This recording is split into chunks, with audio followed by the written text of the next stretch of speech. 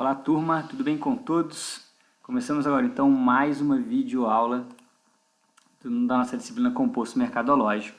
Acabei de abrir o nosso sumário do nosso livro didático, que é o nosso guia teórico, a nossa principal referência da disciplina. Bom, terminamos a unidade 1, né? E hoje vamos começar a unidade 2, que vai tratar do segundo P, que é o P de praça. Então, vamos falar sobre o gerenciamento dos canais de venda.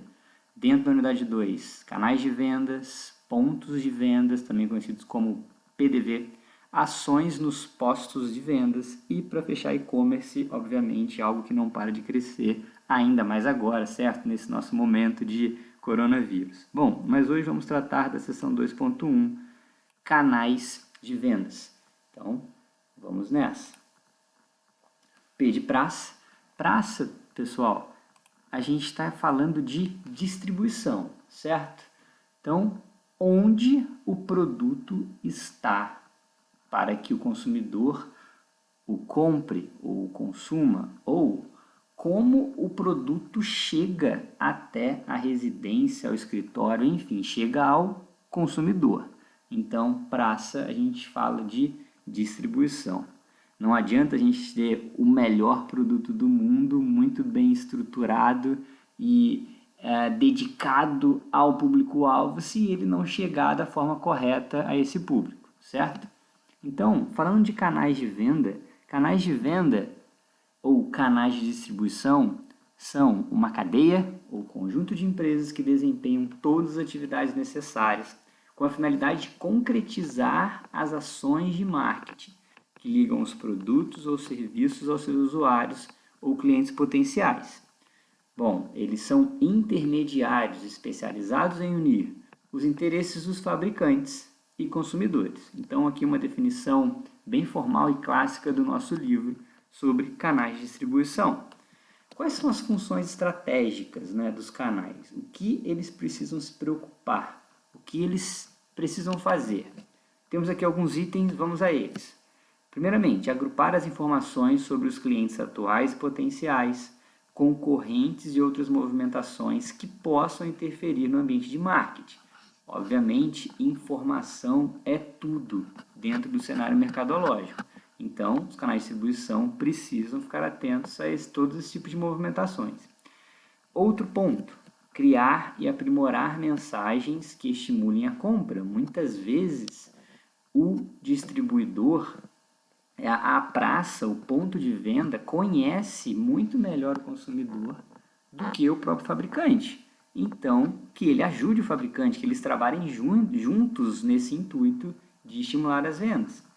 Negociar, próximo ponto, com o fabricante uma precificação adequada e outras condições, para assim oferecer ao consumidor. Obviamente, ele precisa negociar, ele precisa tratar esse preço, como esse preço vai chegar até o consumidor final.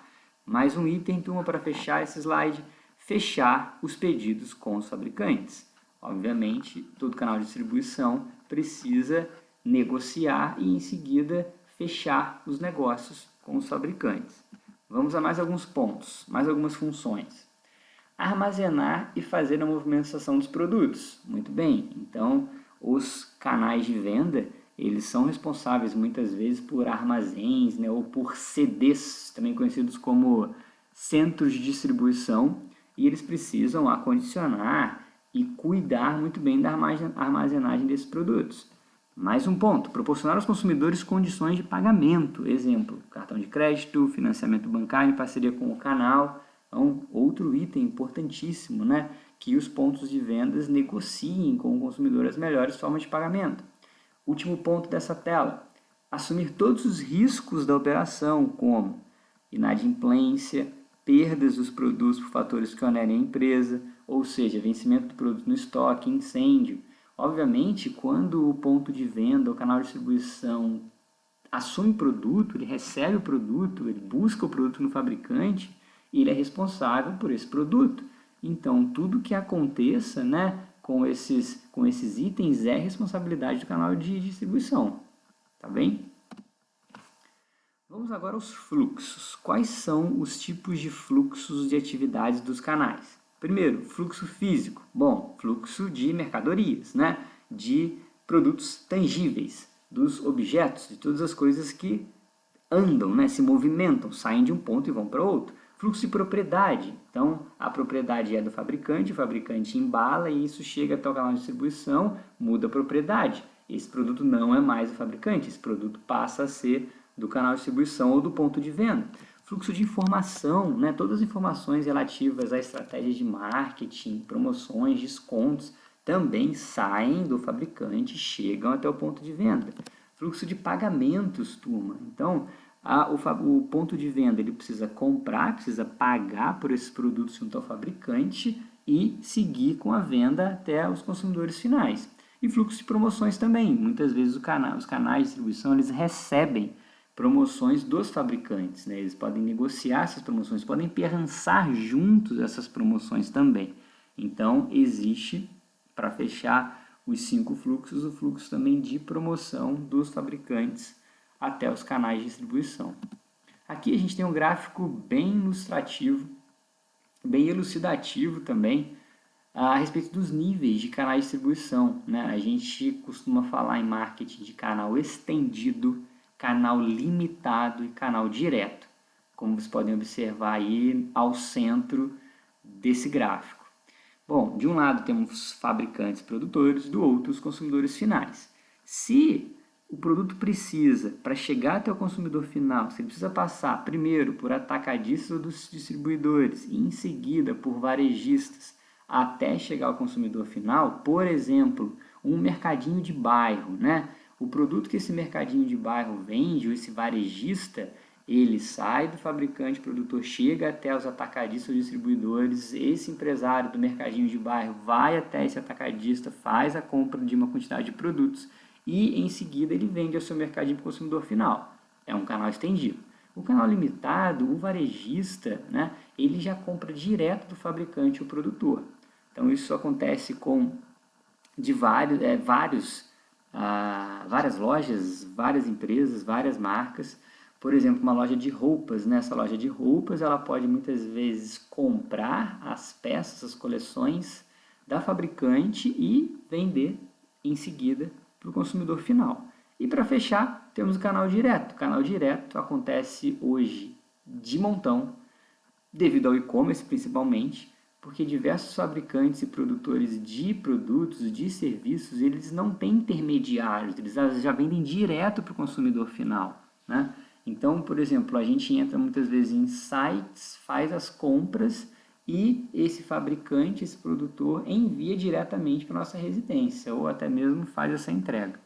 Canal estendido, canal limitado, canal direto. São os 3 níveis de distribuição.